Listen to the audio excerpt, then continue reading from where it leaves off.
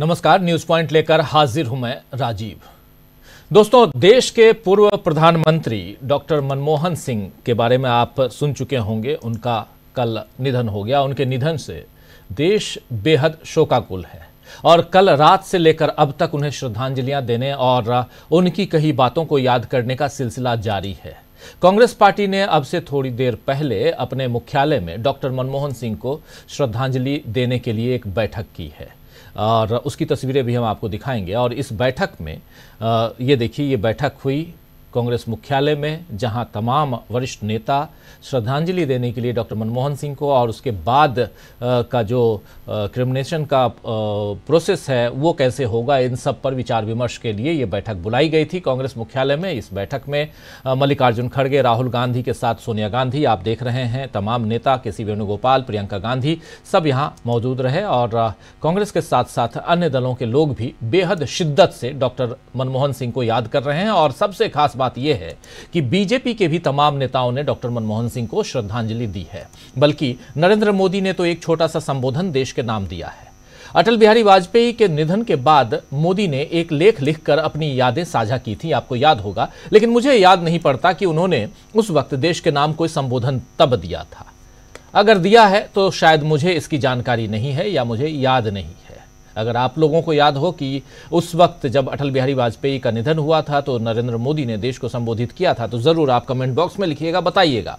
कल डॉक्टर सिंह का यानी डॉक्टर मनमोहन सिंह का निधन हुआ और आज दोपहर बाद अन्ना हजारे की भी प्रतिक्रिया आई है। अन्ना हजारे का जिक्र करना इसलिए जरूरी है क्योंकि सुबह से उनको मैं पर्सनली खोज रहा था, क्योंकि मुझे याद है कि जब रामलीला मैदान में और इसी डॉक्टर मनमोहन सिंह जब प्राइम मिनिस्टर थे, प्रधानमंत्री थे, उनके खिलाफ कितने आग उगलते हुए नजर आते थे अन्ना हजारे, तो उनकी प्रतिक्रिया आज उनके जाने के बाद क्या होती है यह जानना जरूरी था मेरे लिए और मेरे जैसे तमाम आप दर्शकों के लिए, आप साथियों के लिए भी। इसलिए अन्ना हजारे का जिक्र यहां कर रहा हूं कि उनकी प्रतिक्रिया भी आई है, जिसमें वो बता रहे हैं कि कैसे डॉक्टर सिंह ने देश के लिए काम किया।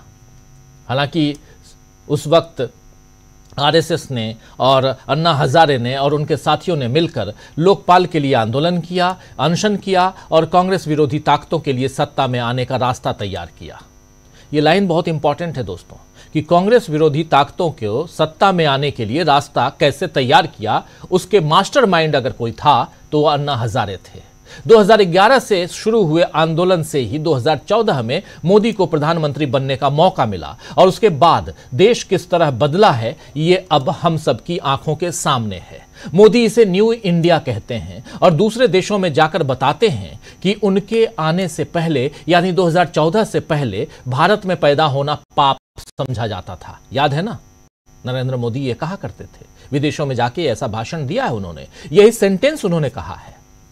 यह और बात है कि जिस इंडिया की बदनामी मोदी विदेशों में करते हैं, उस इंडिया ने नेहरू से लेकर डॉक्टर मनमोहन सिंह तक विद्वान और दूरदर्शी प्रधानमंत्रियों के कारण दुनिया के नक्शे में अपनी अलग जगह बनाई। पंडित नेहरू ने अगर आजादी के बाद आधुनिक भारत की नींव रखी, तो डॉक्टर मनमोहन सिंह ने उस 1991 में बदलती हुई वैश्विक व्यवस्था में भारत को अलग पहचान दिलाई। और 2004 में प्रधानमंत्री बनने के बाद उनकी सरकार ने जो फैसले लिए, असल में उसी के कारण आज भारत में जो थोड़ी बहुत इज्जत के साथ गरीब आदमी रह पा रहा है वो है।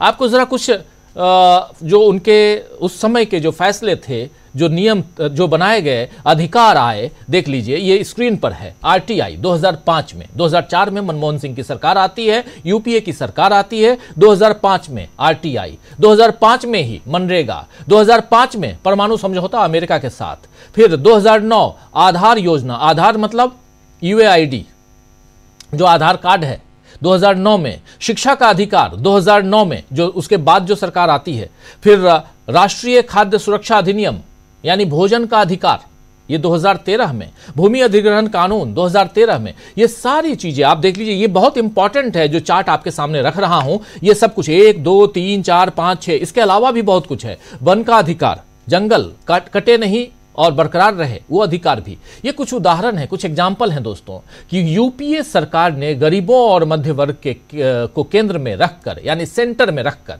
किस तरह नीतियां बनाई और उन्हें लागू किया। लेकिन आज एनडीए में दो ही वर्ग दिखाई दे रहे हैं, एक बेहद गरीब और दूसरा बेहद अमीर, यानी कि खूब गरीब और खूब अमीर। यही दो वर्ग है आज हिंदुस्तान में। एक तरफ 80 करोड़ लोग हैं जो 5 किलो राशन के लिए लाइन में लगते हैं, और दूसरी तरफ 2-3 अरबपति हैं, उद्योगपति हैं जो जिनके हवाले नरेंद्र मोदी ने देश की संपत्ति कर दी है। जो नहीं हुई है वो कर रहे हैं, और उसके अलावा जो देश की संपत्ति के अलावा दूसरे देशों की संपत्तियों पर भी उनका आधिपत्य हो, उसके लिए मीटिंग करते हैं, जाते हैं और बाद में लेके अपने साथियों को भेज देते हैं। 10.5 सालों में नरेंद्र मोदी ने कोई सार्वजनिक निकाय खड़ा किया हो तो आप जरा बताइएगा। जबकि हुआ यह है कि तेजी से जो सार्वजनिक निकाय हैं उसको, उसके शेयर्स को उन्होंने बेचा है। अब उसी कमाई से सूट बूट की सरकार चलाई जा रही है। लेकिन मोदी अब भी अपनी गरीबी का रोना रोना नहीं भूलते हैं। और दूसरी तरफ डॉक्टर मनमोहन सिंह, जिन्होंने वाकई गरीबी देखी लेकिन उसे रोने का कारण नहीं बनाया, बल्कि आप जानते हैं कि नरेंद्र मोदी अगर कहते हैं कि मैं चाय बेचकर प्रधानमंत्री की कुर्सी तक आया हूं, तो गरीबी इन्होंने भी कम नहीं देखी थी। एक गरीब परिवार में पैदा हुए थे, पढ़ने लिखने में अच्छे थे, इंग्लैंड चले गए, कैम्ब्रिज में पढ़ा, ऑक्सफोर्ड में पढ़ा, उसके बाद अध्यापन किया यानी प्रोफेसर बने, और उसके बाद चूंकि अर्थशास्त्री थे तो तमाम अलग अलग विभागों में हिंदुस्तान में काम किया। आप सब कुछ जानते हैं, इस पे कई बार हम लोग चर्चा कर चुके। फिर आरबीआई के गवर्नर रहे, और उसके बाद आप देखिए प्रधानमंत्री की कुर्सी तक आए।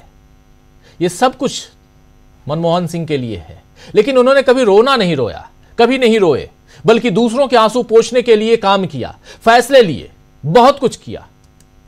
तो दोस्तों, यह समझना जरूरी है कि आज 2014 के बाद का भारत, और क्यों आज आखिर नरेंद्र मोदी को आनन फानन में आकर देश के नाम संबोधन देना पड़ा, राष्ट्र को संबोधित करना पड़ा, आखिर क्यों?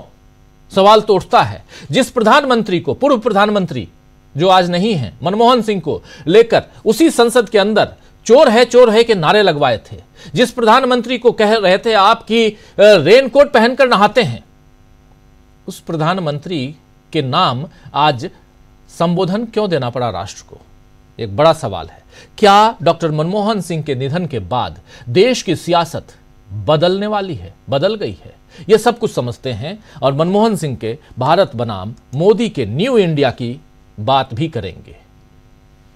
आपने सुना ना, जब मनमोहन सिंह यूएन में भाषण देने गए पहली बार प्रधानमंत्री के रूप में, तो तालियों की गड़गड़ाहट थी, लोग खड़े हो गए थे, तमाम देशों के जो वहां प्रतिनिधि थे सब खड़े हो गए थे। ये सब कुछ आप लोगों ने देखा है। कितनी बार नरेंद्र मोदी को देखा कि विदेश में उनके लिए विदेशी लोग खड़े हो गए हों। अपने लोग तो खूब तालियां बजाते हैं, वो तो बजाएंगे ही, अपने देश का प्रधानमंत्री आया है, कोई भी आएगा तो। मनमोहन सिंह के साथ कई यात्राओं में रहने का सौभाग्य मुझे प्राप्त हुआ था, इसलिए भी बहुत कुछ मैंने देखा है, समझा है, उन सब पे भी चर्चा करेंगे। और मनमोहन सिंह जो कह रहे थे कि माना कि तेरी दीद के काबिल नहीं हूं मैं, माना कि तेरी दीद के काबिल नहीं हूं मैं, तू मेरा शौक देख, मेरा इंतजार देख। अल्लामा इकबाल साहब का यह शेर है, जिसको इन्होंने कभी सुषमा स्वराज के एक सवाल का जवाब देते हुए कहा था, बोला था। वो सब भी हम उसकी बात भी करेंगे, लेकिन आइए हमारे तमाम साथी जो हमारे साथ जुड़े हुए हैं उनसे पहले आपका परिचय करवाता हूं और आगे बढ़ते हैं। आज की शाम मनमोहन सिंह बनाम नरेंद्र मोदी, और राष्ट्र को संबोधित क्यों करना पड़ा नरेंद्र मोदी को? क्या सियासी समीकरण बदल गए हैं? आइए चलते हैं, जरा तमाम हमारे साथियों को ले आइए स्क्रीन पे और चर्चा को आगे बढ़ाते हैं। देखिए, 5 वरिष्ठ साथी जुड़े हुए हैं हमारे साथ। जुड़े हुए हैं शकील अख्तर जी, नाम ठीक कर लीजिए सबका। प्रेम कुमार जी भी हमारे साथ जुड़े हुए हैं, 2 प्रेम कुमार जी नजर आ रहे हैं। शकील जी भी प्रेम जी बन गए हैं। प्रशांत टंडन जी हैं, डॉक्टर राकेश पाठक जी हैं, प्रेम कुमार जी हैं, और अनिल सिन्हा जी हैं। आप सबका स्वागत है, इस्तकबाल है, स्वागत इस्तकबाल आप तमाम दोस्त साथी शुभचिंतक आप सबका जो अब तक जुड़ चुके हैं, जो जुड़ने वाले हैं उनका भी। हालांकि नाम लिखने की जरूरत भी नहीं है, हमारे तमाम आप वरिष्ठ साथी सब पहचाने जाते हैं अपनी आवाज से, अपने चेहरे से, तो इसलिए नाम न भी रहे तब भी चलेगा, लेकिन फिर भी जो रस्म अदायगी है उसे पूरा तो जरूर करें। सीधा आना चाहता हूं शकील जी आपके पास और आपसे ही समझूं। अभी थोड़ी देर पहले CWC की एक छोटी सी बैठक हुई है, यही जानकारी मुझे है। क्या कुछ वहां हुआ है जरा वो बताइए, और फिर कैसे बदलते हुए समीकरण को आप देखते हैं? और क्या कुछ चल रहा है? और यह भी सुनने में आया है कि एक समाधि स्थल के लिए भी जगह मांगी गई है कांग्रेस पार्टी की तरफ से सरकार से, ये भी बताइए। देखिए राजीव जी, CWC कांग्रेस की सर्वोच्च इकाई है, हाईएस्ट बॉडी। तत्काल उसकी बैठक बुला के पूर्व प्रधानमंत्री मनमोहन सिंह के लिए शोक प्रस्ताव पास करना कांग्रेस की जो उच्च परंपरा है उसका एक हिस्सा है।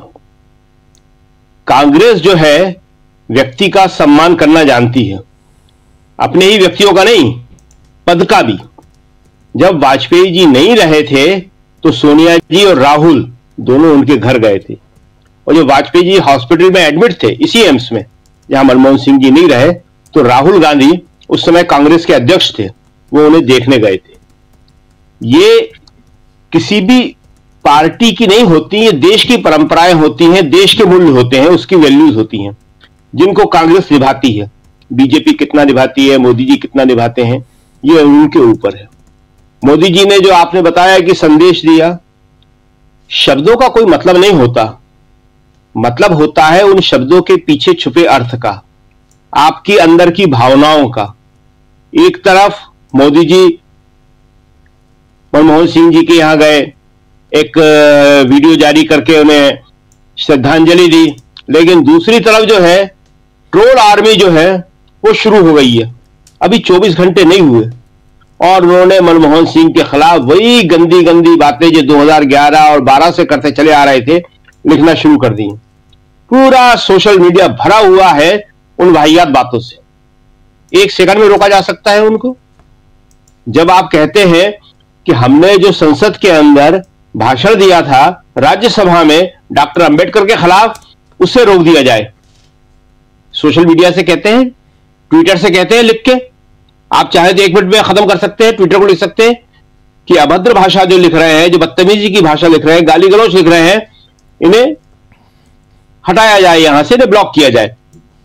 या उससे भी आसान तरीका है, अपने ही आदमियों से कह सकते हैं स्टॉप इट जी। लेकिन यहां तो वीडियो पहुंचाए जाते हैं, मैसेजेस पहुंचाए जाते हैं व्हाट्सएप सुबह से लेके, और कहा जाता है इन्हें फॉरवर्ड करो। आप देखते हैं हर मैसेज के नीचे लिखा होता है इसे ज्यादा से ज्यादा तक भारतवासियों तक पहुंचाइए, इसे फॉरवर्ड करिए, इसको ज्यादा से ज्यादा अपने सारे रिश्तेदार दोस्तों को पहुंचाइए। मनमोहन सिंह की अभी अंत्येष्टि नहीं हुई है, लेकिन वो शुरू हो गए हैं। क्यों? ये सवाल सबसे इंपॉर्टेंट है। उन्हें डर लगता है कि मनमोहन सिंह या कोई भी दूसरा नेता उस जगह स्थापित न हो जाए जिस जगह वो अपने नेता को स्थापित करना चाहते हैं, और वो हो नहीं पाता जी। एक ऊंची जगह स्थापित होने के लिए आपको अपनी लकीर बड़ी करना पड़ती है, अपने काम बड़े करना पड़ते हैं, अपने आप को खुद को बड़ा करना पड़ता है। अभी एक उदाहरण था, हम बार बार देते हैं वाजपेयी जी का। आप वाजपेयी जी को कर सकते थे, पहले प्रधानमंत्री थे आपके, 100वीं सालगिरह हो गई उनकी, 100वीं सालगिरह हो गई उनकी 25 दिसंबर को। कुछ नहीं, कहीं कुछ नहीं। हमने बताया उदाहरण के तौर पे आपको, ग्वालियर में जहां वो पैदा हुए थे, जहां बीजेपी की सरकार 21 साल से डबल इंजन की सरकार कहते हैं, 11 साल यहां हो रहे हैं केंद्र में, एक स्वास्थ्य शिविर। स्वास्थ्य शिविर क्या होता है आजकल? गली गली में लगाया जाता है, मोहल्ले मोहल्लों में लगाया जाता है। उससे कोई विशेष, हम हमेशा इस बात के ऊपर कहते हैं, विशेष लाभ नहीं होता। डॉक्टर देखते हैं, पर्ची बना के देते हैं कि अस्पताल आओ या हमारा जो प्राइवेट वो है वहां पे आओ, थोड़ी बहुत एस्पिरिन की गोलियां पकड़ा देते हैं, आदमी का दिन भर खराब हो जाता है। स्वास्थ्य शिविर कभी भी उपयोगी नहीं होते, ये प्राइवेट अस्पतालों के लिए फायदेमंद होते हैं कि उस बहाने उनके रश बढ़ जाता है। तो स्वास्थ्य शिविर लगाया उन्होंने। तो आज कह रहे हैं मोदी जी, अच्छी बात है, ठीक है, एक परंपरा है, करना चाहिए ये सब, लेकिन उसका मतलब तब होता कि जब अपने ट्रोल आर्मी को आप रोक देते। और देखिए ये ट्रोल आर्मी जो है, क्या आपको छोड़ देगी? किसी को छोड़ देगी? अभी सुषमा स्वराज का आप जिक्र कर रहे थे कि वो शेर के संदर्भ में सुषमा स्वराज के खिलाफ इस ट्रोल आर्मी ने क्या लिखा था उनके पति स्वराज कौशल को, कि शाम को जब ये घर आए तो इसके बाल पकड़ के घसीट के इसकी पिटाई करना, ये लिखा था इन्हीं लोगों ने। जब ये शाम को घर आए तो इसके बाल पकड़ के घसीट के इसकी पिटाई करना। क्यों? क्योंकि उन्होंने एक पासपोर्ट के लिए कहा था कि ये पासपोर्ट रोक के किसी पासपोर्ट अधिकारी ने गलत काम कर रहे हो, इस पासपोर्ट को बनाओ, मैंने देखा है इसमें कोई गड़बड़ नहीं है, तुम परेशान कर रहे हो। और संयोग से वो जो पासपोर्ट था एक अल्पसंख्यक परिवार का था। इसके अलावा एक उदाहरण हमने और भी दिया था कि मध्य प्रदेश के जो बीजेपी के अध्यक्ष हैं शर्मा जी, उनकी पत्नी को ट्रोल किया था। इसी तरह उनकी पत्नी को सोशल मीडिया से, ट्विटर से जाना पड़ा था। क्यों? क्योंकि रात को उन्हें एक दवाई की जरूरत पड़ गई, वो अपने ड्राइवर के साथ गई, एक दुकान खुली हुई थी, तो दुकान वाले ने उनको दवाई दी और बताया कि दीदी ये दवाई थोड़ा सा इसका आफ्टर इफेक्ट्स होते हैं, संभाल के लीजिएगा इसको, ये होता है, ऐसे रखिएगा, कोई जरूरत हो तो मुझे बता दीजिएगा। बता दिया उसने सब कुछ, जो एक उसका फर्ज था। उन्होंने आके एक ट्विटर हैंडल पे लिख दिया 1-2 लाइन कि भाई बड़ा अच्छा है, रात को इतने बजे उसने दवाई भी दी और ये बातें बताई। संयोग से वो मुसलमान था। ट्रोल आर्मी, और ट्रोल आर्मी नहीं, बीजेपी के नेता, नेता शब्द का प्रयोग कर रहे, बड़े नेता उनके पीछे पड़ गए, उनके खिलाफ अपशब्द बोले। बीजेपी के अध्यक्ष मध्य प्रदेश के अभी वही हैं शर्मा जी, उन्हें जोड़ के जाना पड़ा। तो ट्रोल आर्मी किसी छोड़ेगी नहीं। वाजपेयी जी का जिक्र कर रहे हैं, 100 साल पहले जब वाजपेयी जी ने कहा था, वाजपेयी जी के पीछे दौड़े थे मुंबई अधिवेशन में। मुंबई अधिवेशन में अटल बिहारी वाजपेयी को ट्रोल करवाया गया था, किसी को नहीं छोड़ा इन्होंने। तो ये तो भस्मासुर है, बनाइए आप, ये किसी को छोड़ने वाला नहीं है। तो मनमोहन सिंह जो है वो अपने आप में एक अलग ही चीज थे जी। देश को एक नई स्टेज में वो ले गए, बहुत बड़ा काम था। एक पारंपरिक रास्ते पे चलते रहना अलग बात थी, लेकिन उन्होंने आर्थिक मामलों में देश को जिस तरह से शिफ्ट किया और एक दुनिया की ताकत बनाया, वो बहुत बड़ी बात थी। दूसरी एक लास्ट बात और कहते खत्म कर रहे हैं। आपने जिक्र किया कि अन्ना हजारे का, कि वो मास्टरमाइंड थे। हमें लगता है और हम कहते हैं और हमने लिखा है, 11 में भी लिखा था, 12 में भी, 13 में भी, जब पीक पे थे वो, जब उनके लोग जो है लोगों को मारने दौड़ते थे, कि वो टूल थे, वो मुखोटा थे, वो बिजूका थे। बिजूका तो मालूम होगा हमारे सारे दर्शकों को, खेत में टांग दिया जाता है एक लकड़ी पे लगा के ताकि चिड़िया उड़ जाए। तो वो जो थे संघ के और भाजपा के सिर्फ टूल थे, कुछ नहीं थे। वो क्या बोलते हैं क्या नहीं बोलते उसका कोई मतलब नहीं है, अमहत्वपूर्ण, अर्थहीन। आज उन्हें कौन पूछ रहा है? उस वक्त कहते थे कि राष्ट्रपति बनाया जाएगा, आज तो कोई जाता तक नहीं है उनसे मिलने के लिए। तो मनमोहन सिंह जी मनमोहन सिंह थे, और मनमोहन सिंह इसलिए थे कि वो उस विचार से निकले थे, उस पार्टी से निकले थे। व्यक्ति बड़ा नहीं होता, व्यक्ति माहौल से बनता है। बिल्कुल, उस माहौल से, उस शिक्षा से, उससे निकले हुए मनमोहन सिंह थे जिन्होंने दुनिया में देश का नाम ऊंचा किया, और वाकई जो है विश्व गुरु जैसी उनकी ख्याति और उनकी धाक थी।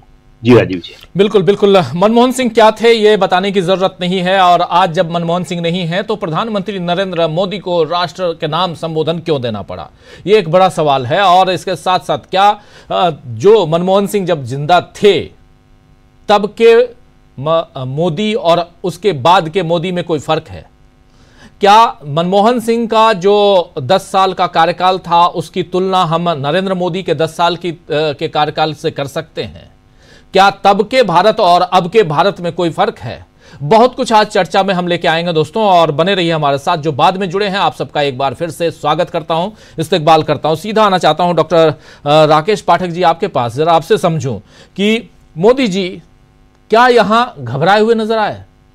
क्या नरेंद्र मोदी हड़बड़ाते हुए राष्ट्र को संबोधित कर बैठे? आखिर क्या कारण है, क्या प्रेशर था? एक विपक्ष का नेता गया, यह भी मान सकते थे, लेकिन राष्ट्र को क्यों संबोधित करना पड़ा?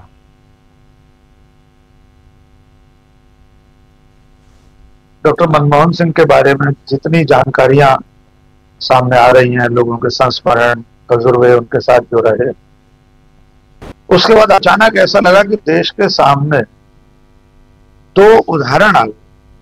एक 10 साल प्रधानमंत्री रह चुके व्यक्ति डॉक्टर मनमोहन सिंह, और एक 11वीं साल के प्रधानमंत्री नरेंद्र मोदी।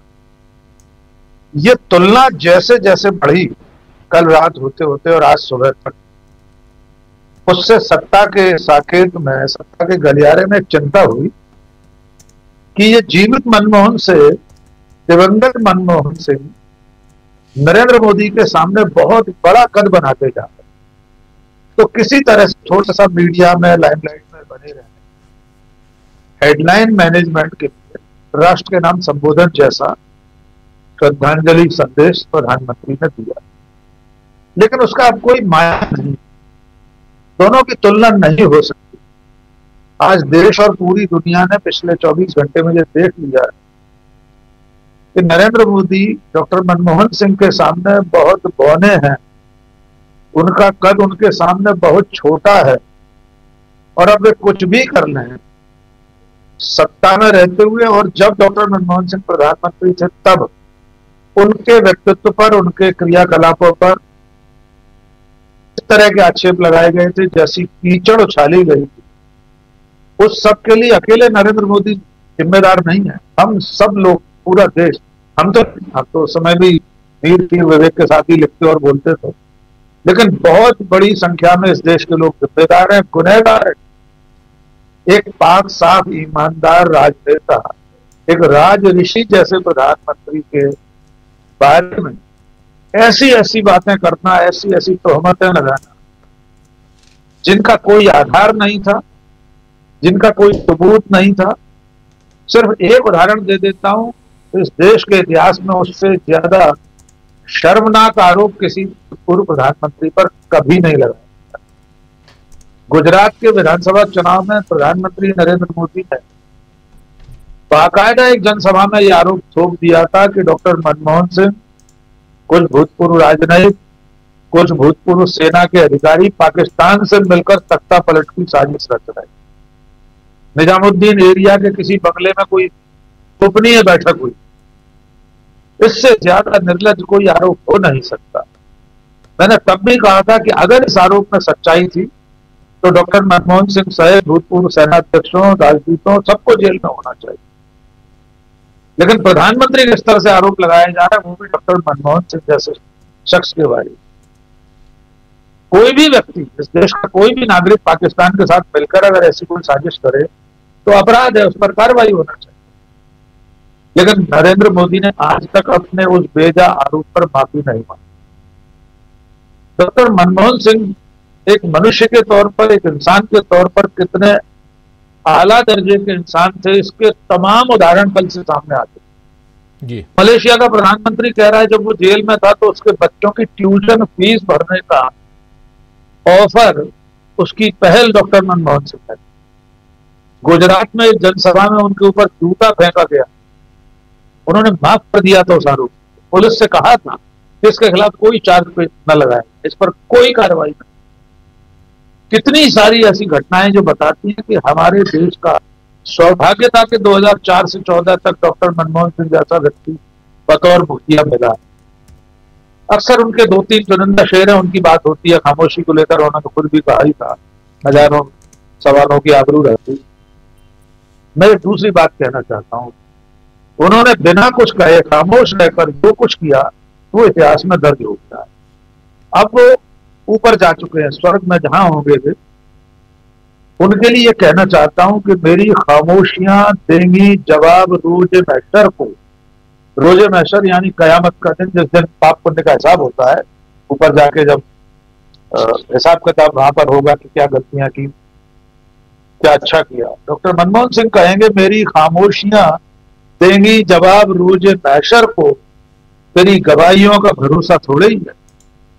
तो डॉक्टर मनमोहन सिंह को किसी की गवाही की जरूरत है, उनकी खामोशियां ही कयामत के दिन उनके खाते में तमाम नेकनामियां लिखें जो उन्होंने अपने पूरे जीवन में की।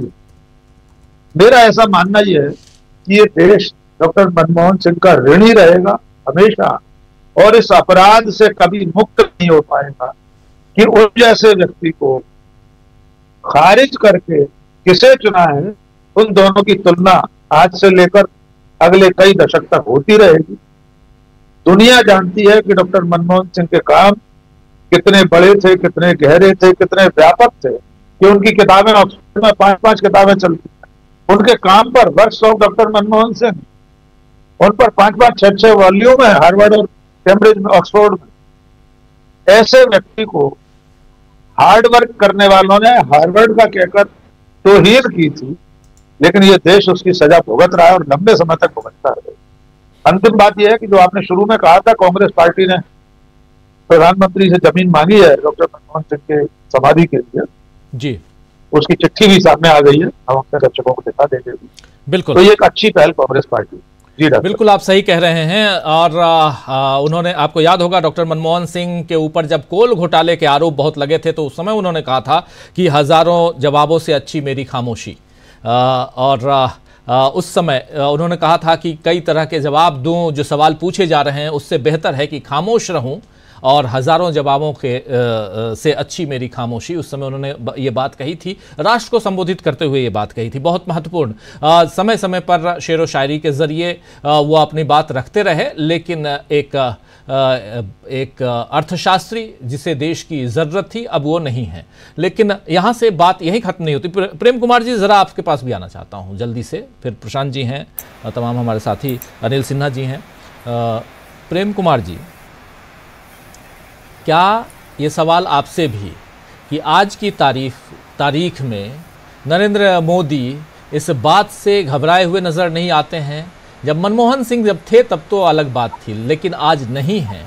तब आज दिन भर के घटनाक्रम को देखिए, जैसे बापू के सामने, जैसे सरदार पटेल के सामने, और अगर इस 91 के बाद के भारत को देखा जाए तो अब मनमोहन सिंह को याद करना ही पड़ेगा। और तुलना अगर होगी नरेंद्र मोदी की तो पिछले 10 साल से तुलना तो ज़रूर होगी, जिसका दावा वो करते हैं कि 2014 के बाद ही भारत जो है वो प्रगति के पथ पर आगे बढ़ा है, अग्रसर हुआ है।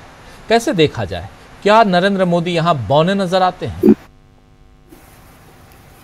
जी शुक्रिया राजीव जी। एक बात तो निश्चित रूप से है कि ये बात यहीं से शुरू होगी कि एक ड्राई ऑनेस्ट पर्सन, एक dry honest leadership doctor Manmohan Singh की, और उसको रिप्लेस किसने किया, वो किस पृष्ठभूमि में हुआ, उन पर कौन से आरोप लगे। उनकी सरकार पर भ्रष्टाचार होने का आरोप लगा। जो इतना ईमानदार, अब जिनकी ईमानदारी की शपथ उनके नाम की खाई जाएगी आने वाले समय में, जब जब ईमानदारी की चर्चा होगी, उनको भ्रष्टाचार के आरोप में उनकी सरकार एक तरह से चली गई। ये एक बहुत बड़ी विडंबना जो है हमेशा से रहेगी। और पूरे बीते 10 साल में डॉक्टर मनमोहन सिंह के समय के कार्यकाल के काम जनता के बीच आ नहीं सके। इसकी वजह अलग अलग से रही कि देश कभी हिंदुत्व के लपेटे में रहा, कभी छद्म राष्ट्रवाद के लपेटे में रहा, कभी नफरत के बीच रहा, और आवाज चली गई आपकी, अचानक आवाज। डॉक्टर मनमोहन सिंह के ठीक है कार्यकाल में जो काम हुए थे उसकी चर्चा नहीं हो पाई थी या जनता में नहीं हो पाई थी। अब क्या है कि सोशल मीडिया बहुत एक्टिव है इस समय, जबकि उनका निधन हुआ एक ऐसे समय में जब कांग्रेस बेलगावी में अपने 100 साल पुराने इतिहास को, विरासत को जोड़ रही थी अपने आप से, और उसका भी इम्पैक्ट होता, एक पॉलिटिकल इम्पैक्ट निश्चित रूप से पड़ रहा था। इससे पहले डॉक्टर अंबेडकर जी को लेकर के जो बातें हुई, जिस तरीके से अपमान हुआ और सत्ता पक्ष माफी मांगने को तैयार नहीं, उससे भी देश में एक फिजा बन रही थी। लेकिन डॉक्टर मनमोहन सिंह की ये जो रवानगी हुई है इस धरती से, जो गए हैं, उसके बाद जो स्थिति बनी है उससे अचानक सियासी माहौल बिल्कुल पलट गया है। सीधे सीधी तुलना हो रही है। डॉक्टर मनमोहन सिंह के कार्यकाल में 7.7% के एवरेज से जीडीपी बढ़ी थी 10 साल, और इन दिनों वो एवरेज 5.4 के आसपास का भी नहीं है। बहुत लोग बोलते हैं और बहुत लोग बोलते हैं नहीं है। ये तुलना हो रही है। वो राइट टू इंफॉर्मेशन, वो राइट टू फूड, वो तमाम बातें, आधार वगैरह जितनी है, ये देख लीजिए, ये लंबी, जी ये लंबी लिस्ट है। जी बिल्कुल, मनरेगा, आरटीआई, इनमें से हर एक जो है उल्लेखनीय, उस पर लंबी बात हो सकती है। कि क्यों और किस परिस्थिति में, और कितना बड़ा साहस था। हर एक कदम जो है बहुत बड़ा कदम रहा।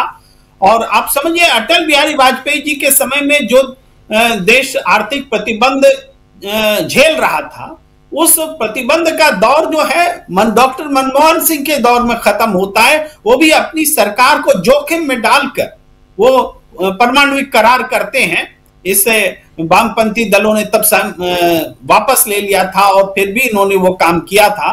लेकिन उसके बाद का जो दौर है वो उस रूप में आगे बढ़ा। लेकिन हम लौटते हैं उस बात पर कि अभी जो राजनीतिक फिजा में जो बातें गुजर रही हैं, वो सीधे तुलना हो रही है। विदेश में डॉक्टर मनमोहन सिंह को कैसे लोग देखते थे, डॉक्टर ओबामा ने कब क्या कहा डॉक्टर मनमोहन सिंह के लिए, या दूसरे नेताओं ने कितनी इज्जत दी, यूएन में कैसे वो पेश हुए, वो तमाम बातें कंपेयर हो रही हैं। और जो स्टेज्ड ये होता है, डेमोन्स्ट्रेशन होता है नरेंद्र मोदी जी के लिए, और मोदी मोदी के नारे लगते हैं, वो भी अब लगने कम हो गए, उसकी भी चर्चा हो रही है। और जाहिर बात है कि ये जो कंपेयर है, ये कंपेयर बीजेपी को भारी पड़ रहा है। और वो ये अनायास हुआ है, अचानक हुआ है, ये स्वाभाविक तरीके से हुआ है। इसलिए इसका इम्पैक्ट जो है नरेंद्र मोदी जी के झूठ को, वो उनकी सरकार के झूठ को, उन अतीत जो है वो सामने आकर के सीधे चुनौती दे रहा है। और ये कोई स्टेज नहीं है, अपने आप हो रहा है। इसका डर ही है कि नरेंद्र मोदी जी वो क्षतिपूर्ति के लिए कैसे हम हेडलाइन मैनेजमेंट करें, कैसे हम अपने आप को बीच में डालें, इस चिंता में लगे हुए हैं, पड़े हुए हैं। इससे पहले एनडीए गठबंधन में इधर उधर की बातें हो रही थी, भाई बिहार से भी खबरें आ रही थी, तमाम चीजें हो रही थी। लेकिन आने वाले समय में जो 10 साल का कार्यकाल यूपीए गवर्नमेंट का था, उसके जो घटक दल थे, उसके गौरव से जब वो जुड़ेंगे तो ये इंडिया गठबंधन और मजबूत होगा। इसके कार्यक्रम भी आने वाले समय में दिखेंगे। और इसी बात से नरेंद्र मोदी जी को और उनकी सियासत को डर लग रहा है। जी राजीव जी, बिल्कुल बिल्कुल आप सही कह रहे हैं। नरेंद्र मोदी और उनकी सियासत को, और कैसे यहाँ सियासी समीकरण को हम बदलते हुए देख रहे हैं, ये सब कुछ इस पे हम चर्चा कर रहे हैं। कैसे नरेंद्र मोदी को डर लग रहा है। जरा प्रशांत टंडन जी आपके पास आना चाहता हूँ, कैसे देखते हैं आप, नरेंद्र मोदी ने आखिर राष्ट्र को संबोधित क्यों किया? सवाल तो है, अटल बिहारी वाजपेयी तो नहीं थे ये। जी, बड़ा अहम सवाल है, मैं इस पे इसका जवाब जरूर दूंगा। और दूसरी बात देखिए, डॉक्टर मनमोहन सिंह ने कहा था कि हिस्ट्री, इतिहास उनके साथ इंसाफ करेगा जी। और वो आज सुबह या कल रात से ही दिखने लग गया था कि इतिहास नहीं, मौजूदा वक्त ही उनके साथ इंसाफ कर रहा है। जिन लोगों ने मनमोहन सिंह के खिलाफ बहुत ऊटपटांग बातें की थी, बहुत आपत्तिजनक बातें की थी, अपमानजनक बातें की थी, वो सब लोग अब एक तरीके से जिसको कहें कि अपराध बोध में है। और आज जब मोदी जी ने अखबार देखे होंगे या उनको दिखाए गए होंगे, वहीं से उनको समझ में आ गया होगा कि अखबार में उसी कॉरपोरेट के लोगों के बयान छपे हैं जो कॉरपोरेट मोदी जी को लेकर आया है या जो उनको संभाले हुए है। और तब उन्होंने फैसला किया होगा कि बेहतर होगा कि राष्ट्र के नाम संदेश किया जाए, वरना मैसेज बड़ा गलत जाएगा। क्योंकि वो सारे लोग वही हैं, इंक्लूडिंग अडानी जी का ही बयान आया है जी। तो वो उनका भी छपा है, फोटो के साथ छपा है आज के अखबारों में। तो ये सबसे बड़ा एक कारण रहा कि डॉक्टर मनमोहन सिंह के मामले में के बारे में जो भी लोग थे, वो जितने लोग आलोचक थे, अभी आपने अन्ना हजारे का बताया, सबको ये लग रहा है, जैसे जैसे प्रतिक्रिया आ रही हैं तो लोगों को लग रहा है कि नहीं, ये ठीक नहीं होगा, इसमें खामोश रहना। हम लोग तो देखिए राजीव जी तब से कह रहे थे, यहाँ पे पैनल में बैठे हुए सभी लोग, कि रिमोट कंट्रोल से देश तो प्रधानमंत्री नहीं चलता, ये प्रचार है, ये एक पूरा ऑर्गेनाइज प्रचार डॉक्टर मनमोहन सिंह के खिलाफ कॉरपोरेट और आरएसएस के गठबंधन से ये पैदा हुआ था। और उसका निशाना सोनिया गांधी भी थी। बेसिकली सोनिया गांधी ने इशारा थी, remote control, prime minister remote control किसके हाथ में था। वो सब बातें गलत साबित हो रही हैं और यही कारण है कि उस अपराध बोध की वजह से अपराध बोध बड़ा ना हो जाए और ये लंबी लकीर न खिंच जाए, इसलिए मोदी जी को आना पड़ा। अब एक चर्चा मैं करना चाहता हूं कि जी दो, हालांकि 3 रहे मीडिया एडवाइजर प्रधानमंत्री के कार्यकाल में, लेकिन 2 की चर्चा मैं करना चाहता हूं। एक हरीश खरे थे, हिंदू के पॉलिटिकल एडिटर, द हिंदू अखबार के, और बाद में वो डॉक्टर मनमोहन सिंह के पॉलिटिकल एडवाइजर थे सेकंड उनके स्पेल में जी, यूपीए 2 में। उनका फ्रंट पेज पे लेख आया है टेलीग्राफ में जी, और उसमें वही बात वो कह रहे हैं कि ये गलत प्रचार हुआ था कि डॉक्टर मनमोहन सिंह बहुत आपत्तिजनक था कि वो पपेट गवर्नमेंट चलाते हैं और सोनिया गांधी पीछे से उसको चलाती हैं, और उसका बहुत उन्होंने पुरजोर तरीके से उसको खारिज किया है और उसका विरोध किया है। उन लोगों को बहुत बुरा भला कहा है जो ऐसा प्रचार कर रहे थे। अब दूसरे एक महोदय हैं जिन्होंने किताब लिखी, डॉक्टर संजय बारू, द एक्सीडेंटल प्राइम मिनिस्टर, उसी पे एक बहुत आपत्तिजनक फिल्म भी बनी अनुपम खेर को लेकर। उनकी कोई प्रतिक्रिया नहीं है। वो भी प्रधानमंत्री के एडवाइजर थे, वो भी इसी थ्योरी को आगे बढ़ाने वालों में से थे, रिमोट कंट्रोल थ्योरी। उनकी कोई प्रतिक्रिया मुझे तो नहीं दिखाई दी। तो ये जो मोदी जी का अचानक जो उनका दरियादिली है, वो जो कॉर्पोरेट रुख है उसको देखते हुए, ये 2 लोगों का आपने नाम बताया, तो तीसरा नाम भी बता देते हैं हम। जो 3 एडवाइजर रहे ये पूरे 10 साल में, तीसरे थे पंकज पचौरी जो एनडीटीवी में प्राइम टाइम करते थे। उन्होंने फिर संजय बारू के बाद उन्होंने ये उस जगह उस कुर्सी पे वो गए, और उसके बाद रवीश कुमार उनका प्रोग्राम करने लगे, जो रवीश कुमार अब बाद में रवीश कुमार बने। उससे पहले रवीश की रिपोर्ट आती थी, आपको याद होगा। तो पंकज पचौरी की बात मैं कर रहा हूं कि वो थे और बहुत ईमानदारी से उन्होंने अपना काम अपना निर्वहन किया। उन्होंने कोई किताब नहीं लिखी, उन्होंने कोई किताब नहीं लिखी जी। तो पंकज पचौरी बीबीसी में भी रहे, पहले बीबीसी में थे, उसके बाद एनडीटीवी में आए जी। तो जिस तरीके से दुनिया भर के नेताओं की बयान आ रहे हैं, जो उस तरीके से पूरा देश आज मनमोहन सिंह के कॉन्ट्रीब्यूशंस को याद कर रहा है, ये बीजेपी के लिए, मोदी जी के लिए परेशानी का कारण है।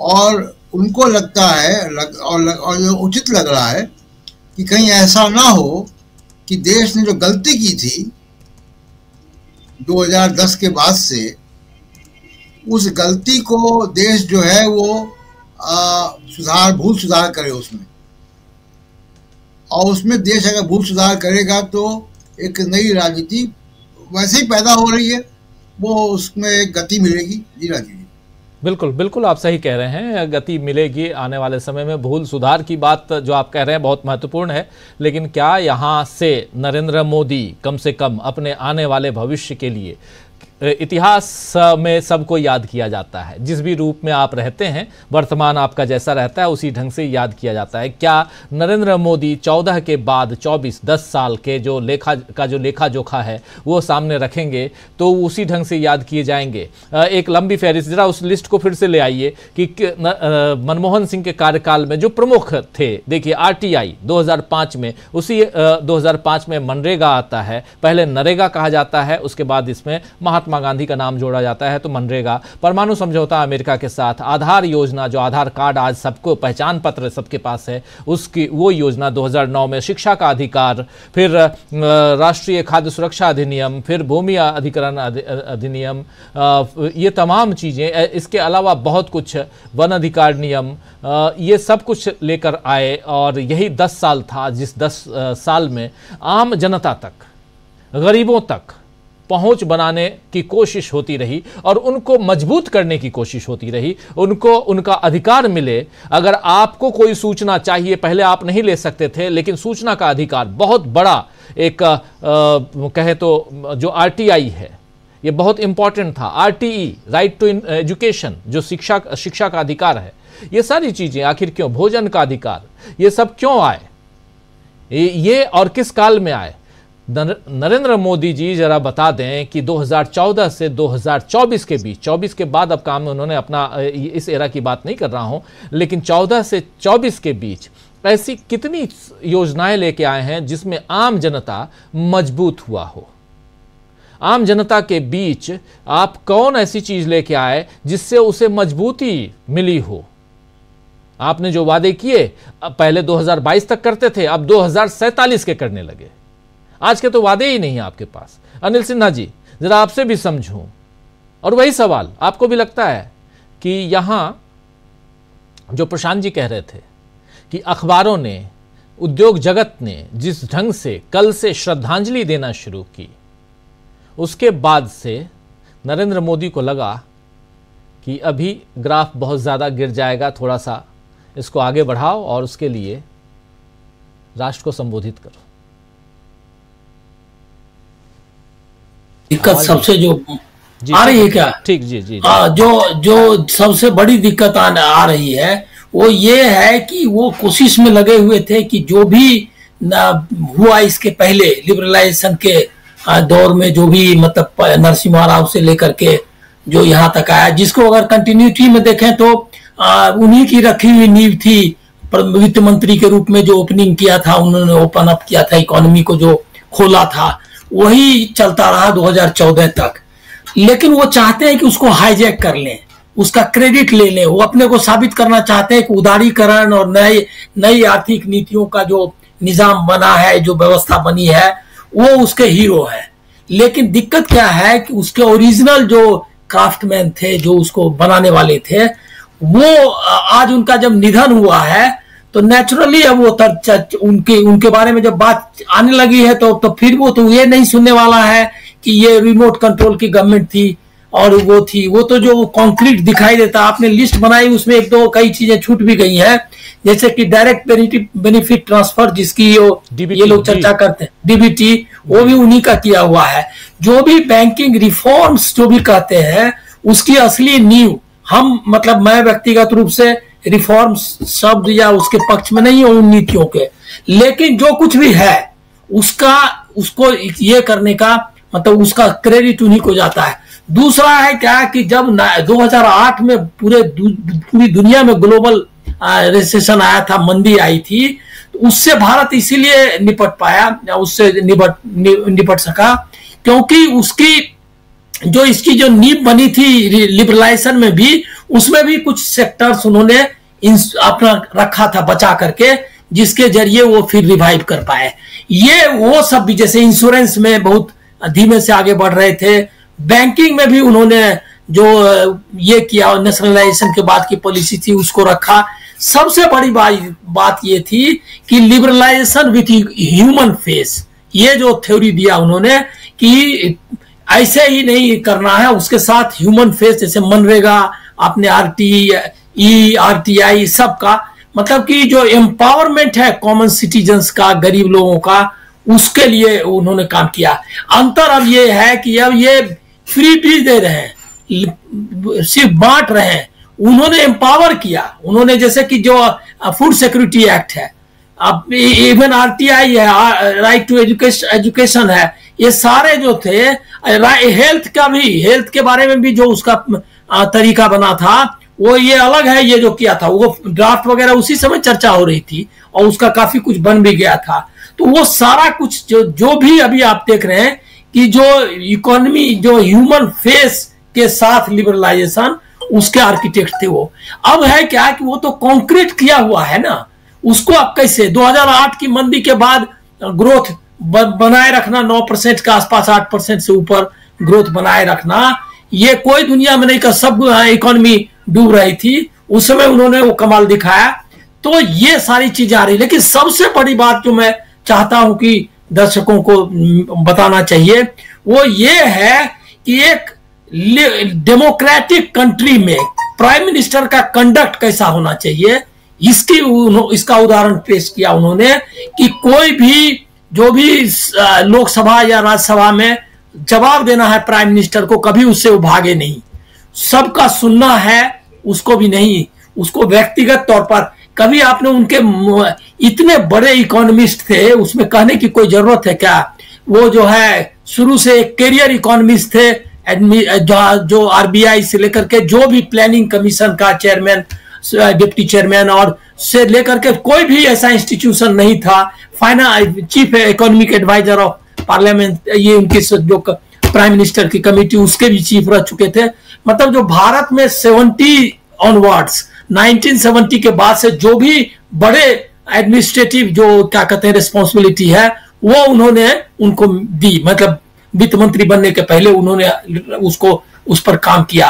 तो एक जिसको कहते हैं अनब्लेमिश्ड, निष्कलंक जो है कैरियर था। उसके बाद भी कभी उनके मुंह से कभी किसी ने नहीं देखा। मैं तो एक विज्ञान भवन का जिक्र करूंगा, एक बड़ी मतलब एक ह्यूमन रिसोर्सेस मिनिस्ट्री की ये थी का फंक्शन था जिसमें प्रधानमंत्री ये थे मनमोहन सिंह और कपिल सिब्बल थे और अमर्त्य सेन उसके चीफ गेस्ट थे। और उन्होंने जब भाषण किया तो दोनों का डायलॉग जो है इतने हाई एकेडमिक लेवल का था कि कपिल सिब्बल को मैं आपको बोल रहा हूं कि उनको लग रहा था कि मतलब वो अपने खुद इतने पढ़े लिखे और विद्वान आदमी है, उनको भी लग रहा था कि ये अपॉर्चुनिटी कैसे मिली है। मतलब कि इतना होने के बावजूद जो विनम्रता है वो ये इसको जोड़ना चाहिए, इसलिए कि वो जो नेहरूवियन एज था, जो पोस्ट इंडिपेंडेंस के बाद जो हमने लोकतंत्र बनाया, उसमें सादगी, विनम्रता, बड़बोलापन का नहीं होना, उसके बाद सम्मान करना, हर एक छोटे से बड़े आदमी का, सामने वाले का सम्मान करना। 117 कोई बता रहा था, पता नहीं गिनती कितनी सही है, सोशल मीडिया पे 117 प्रेस कॉन्फ्रेंस किए उन्होंने, अंतिम प्रेस कॉन्फ्रेंस भी की। उसके बाद वो जो है हर एक जब यात्रा पर जाते थे प्रेस कॉन्फ्रेंस करते थे और आप देख रहे कि 0 प्रेस कॉन्फ्रेंस। तो तुलना होने जब लगी तो ये निश्चित तौर पर उनको लगा कि जरूरी हस्तक्षेप है। लेकिन मैं आपको बता दे रहा हूं मीडिया का रवैया भी वही है। अभी भी वो 2 पावर सेंटर 2009 के एटॉमिक डील में लेफ्ट ने उनसे वापस ले लिया, इसी सब की चर्चा करना चाहता है। वो अपने न बीजेपी और न गोदी मीडिया, वो जो है कभी भी अपने जो उसने ये है उसका जो एजेंडा है उससे हटने वाला नहीं है। उनको याद दिलाना चाहिए कि अपने ही मिनिस्टर के खिलाफ ये करना, क्या कहते हैं, जांच बिठाना, अपनी ही एजेंसियों के द्वारा उसको जेल भिजवाना, ये मनमोहन सिंह ही कर सकते थे। या उनको सीधा सवाल उनको प्राइम मिनिस्टर के रूप में कोल स्कैम में पूछा गया, उसका भी उन्होंने विनम्रता से जवाब दिया। आज इसकी तुलना तो जरूर होगी ना कि ये चुनाव आयोग भी जिसको चिट्ठी लिखने से कतराता है, जिसको तो जुडिशरी को तो किसी की आज तक आपने कोई कमेंट या कोई ये देखा होगा, मुझको नहीं लगता है।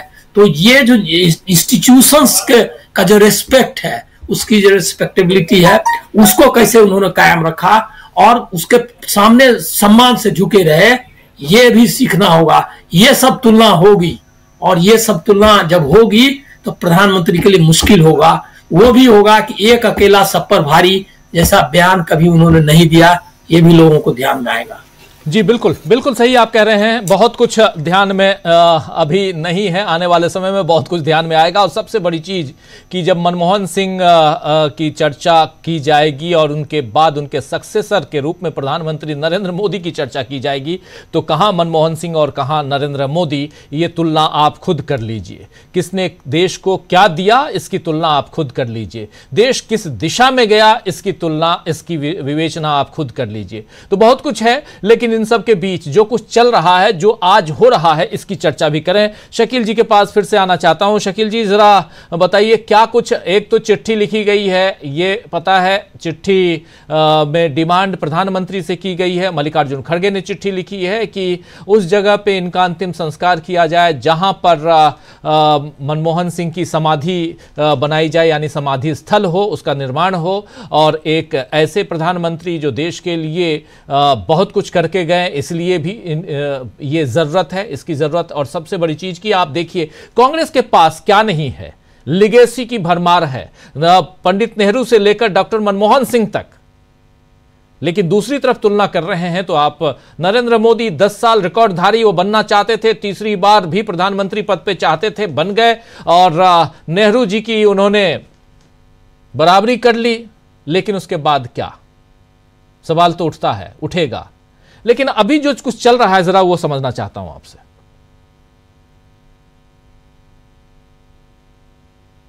मोदी जी हैं जी, वह पूरे के पूरे मीडिया के बनाए हुए हैं, झूठ और धारणाओं के आधार पर।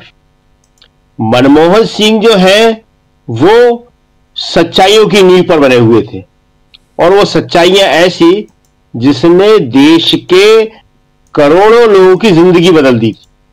सबसे ज्यादा निम्न मध्यम वर्ग में स्थानांतरित हुआ था उनके समय में, और जो लोअर इनकम ग्रुप था वो निम्न मध्यम वर्ग में आया था।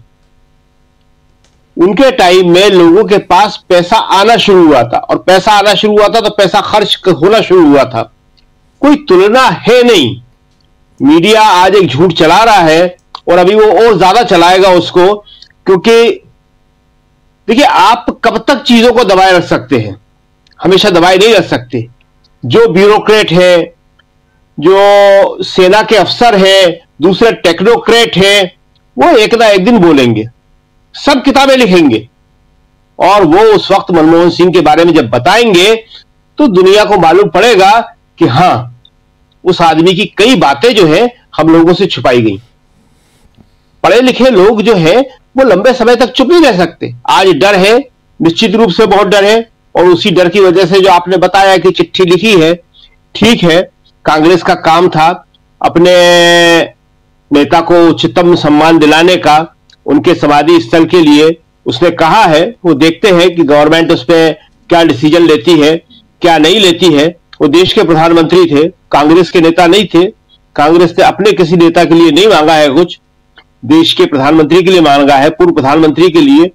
तो ये जो मोदी जी देश के नाम संदेश दे रहे हैं और श्रद्धांजलि दे रहे हैं, तो ठोस और यथार्थ करने का काम उनका है कि वो इसके बारे में क्या फैसला लेते हैं। लेकिन जो मूल मुद्दा है कि कांग्रेस ने या मनमोहन सिंह ने, या आप नेहरू जी का जिक्र कर रहे थे, उन्होंने क्या किया और मोदी जी ने क्या किया।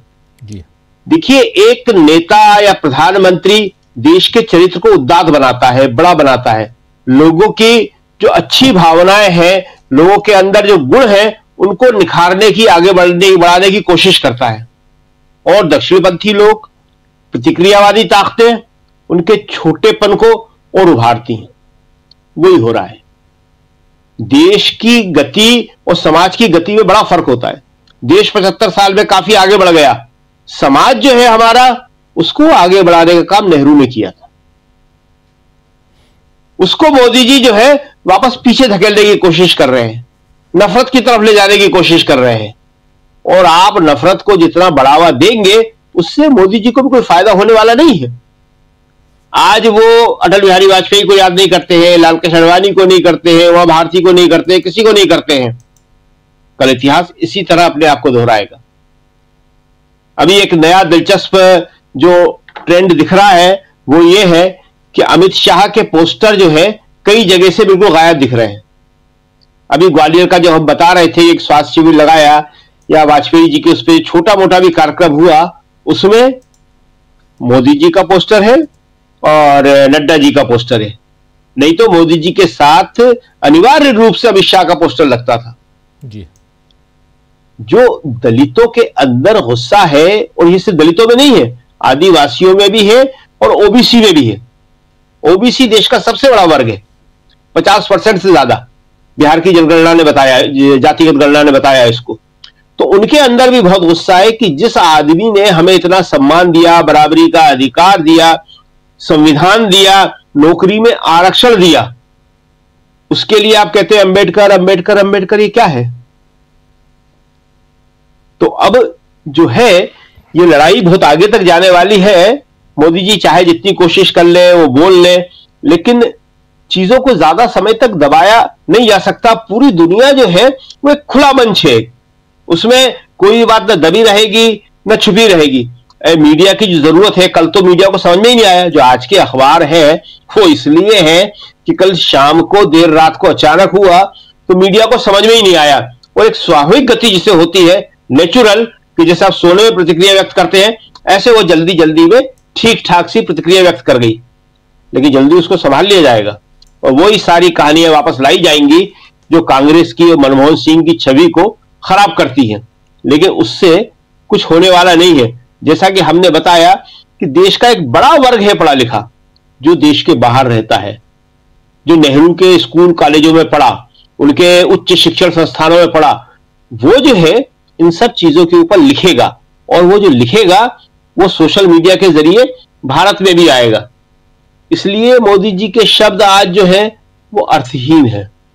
शब्दों से अब कुछ होने वाला नहीं है। जी राजीव जी। जी बिल्कुल, अर्थहीन शब्द और उससे कुछ होने वाला नहीं है। लेकिन क्या यहां से हम बहुत कुछ होते हुए देश की सियासत के समीकरण को बदलते हुए देख रहे हैं? जरा जल्दी से आना चाहता हूं डॉक्टर राकेश पाठक जी।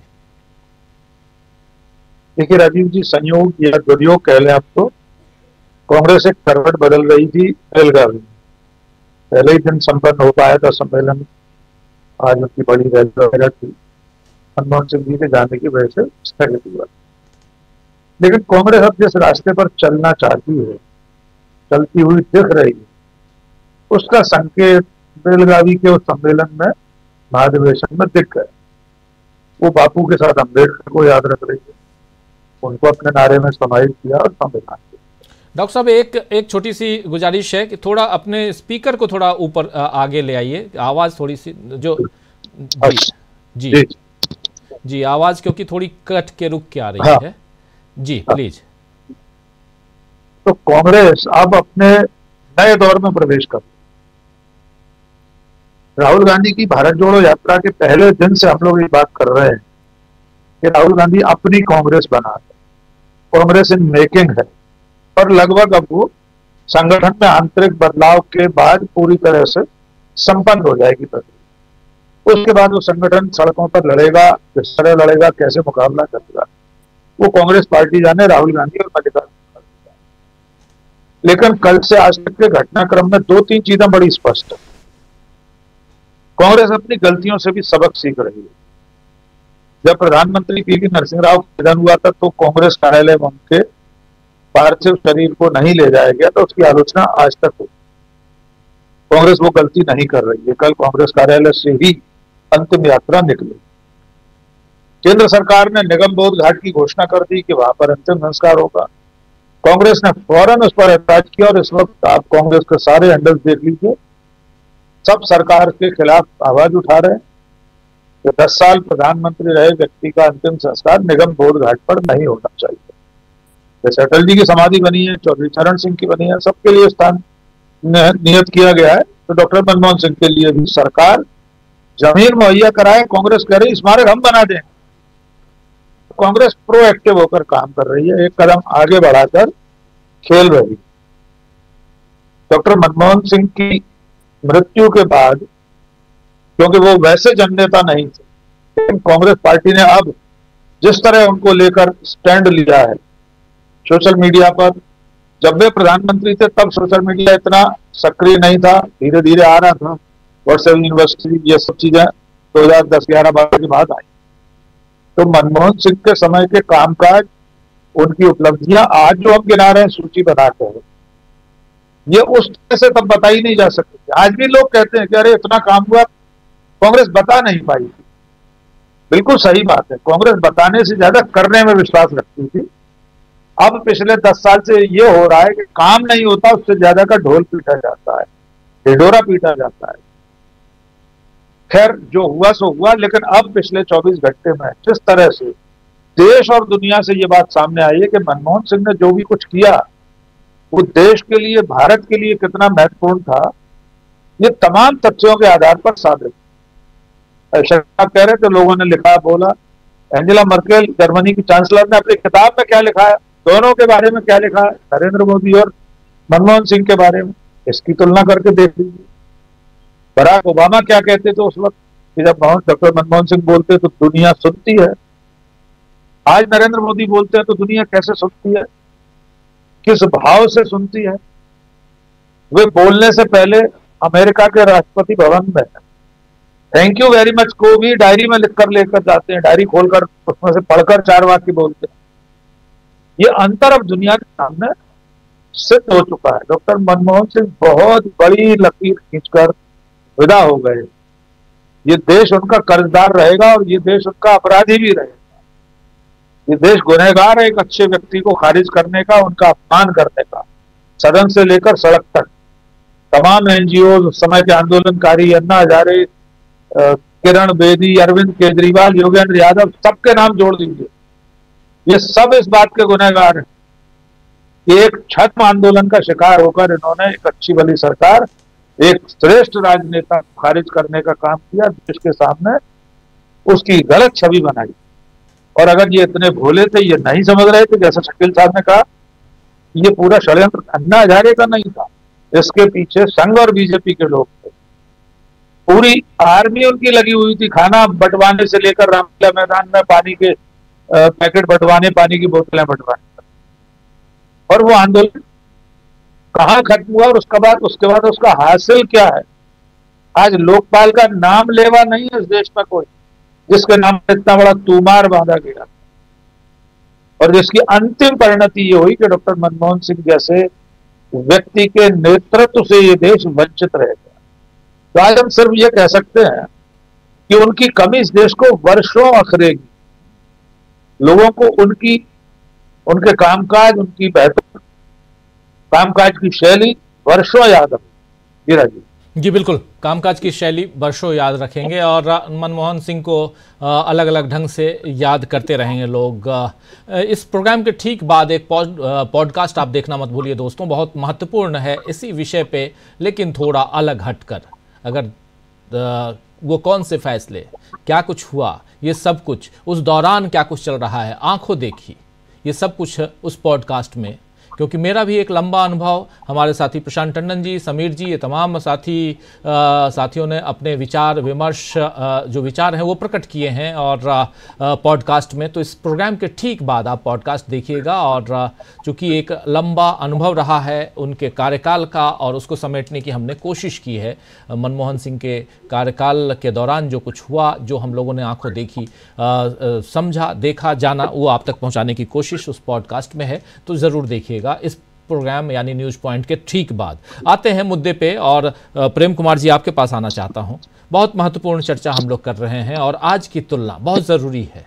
आज के नरेंद्र मोदी के कार्यकाल और मनमोहन सिंह के कार्यकाल, नरेंद्र मोदी को राष्ट्र के नाम संबोधन देना पड़ा ये, और उसके अलावा अब आगे का भारत, आगे की सियासत, इन सब पे चर्चा। ज़रा एक आपसे भी इसमें समझना चाहता हूं कि आप कैसे देखते हैं कि जब आज की बात की जा रही है, जब आज नरेंद्र मोदी जब पिछले 10 वर्ष की तुलना करते हुए नज़र आते हैं, उस समय की बहुत सारी चीज़ें सामने आ चुकी हैं, लेकिन फिर भी एक तरफ व्हाट्सएप यूनिवर्सिटी है, एक तरफ फेक यूनिवर्सिटी है जहां पर बिल्कुल फेक खबरें पहुंचाई जाती हैं, दिखाई जाती हैं। जिन लोगों को आगे बढ़ाने में बहुत बड़ा योगदान, जो गरीब वर्ग, उसको ऊपर उठाकर मध्य वर्ग में लाने का योगदान अगर मनमोहन सिंह को उस वक्त की सरकारों को जाता है, तो ऐसे में दूसरी तरफ ये जो 80 करोड़ से 82 करोड़, 83 करोड़ और 85 करोड़ लोगों को 5 किलो अनाज देकर और उसमें भी गौरवान्वित महसूस करने वाले जो सरकार आज की है, उसको कैसे देखा जाए? क्या इसी रफ्तार से और इसी अंदाज से सरकारें चलेंगी? जो सरकार सपने दिखाएगी 2047 में हमारा देश जो है विकसित भारत हो जाएगा, उस सपने में आप खोए रहिए और मुझे सत्ता पर काबिज रहने दीजिए, क्या यही माना जाए?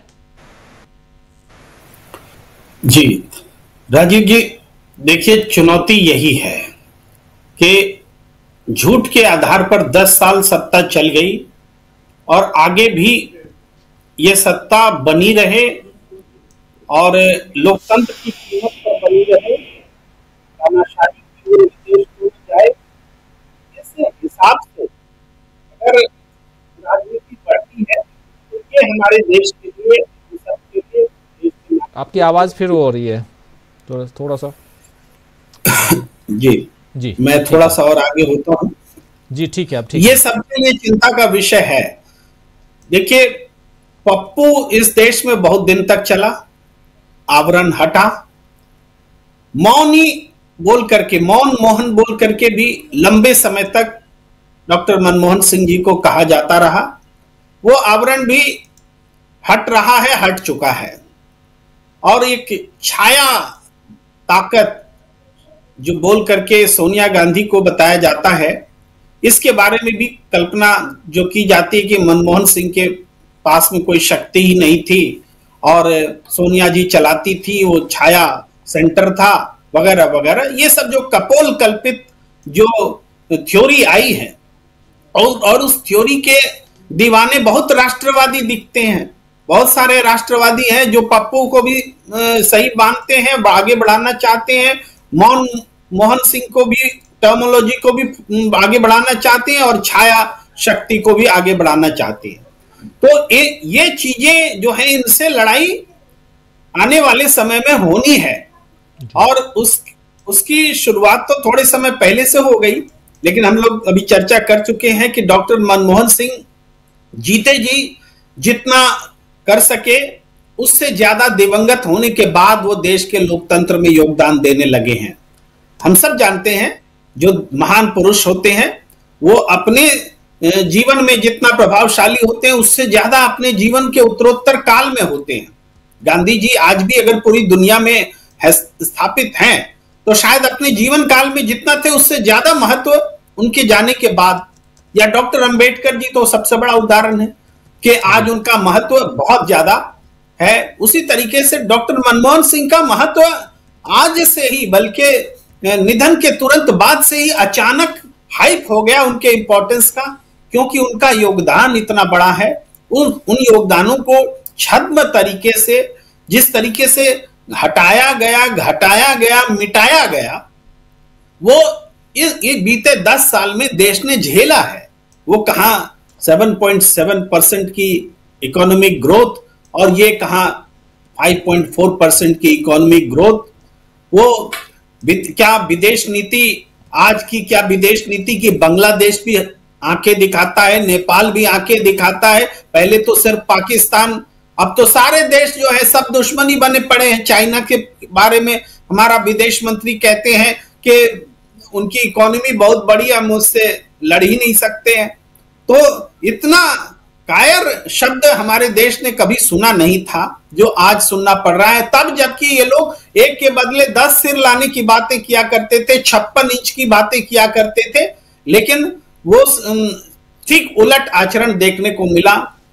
ये राष्ट्रवादी थे, लेकिन पूरा स्वदेशी के बोलने वाले थे, लेकिन पूरा देश चाइना के माल से अटा पड़ा है।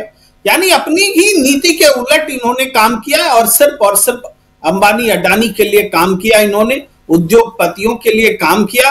अगर 27 करोड़ लोग मनमोहन सिंह के शासनकाल में गरीबी रेखा से ऊपर उठ गए, तो अभी नरेंद्र मोदी जी 23 करोड़ का आंकड़ा लेकर के बहुत उछल रहे हैं, और वो आंकड़ा भी संदिग्ध है, वो भी आंकड़ा पुष्ट नहीं है।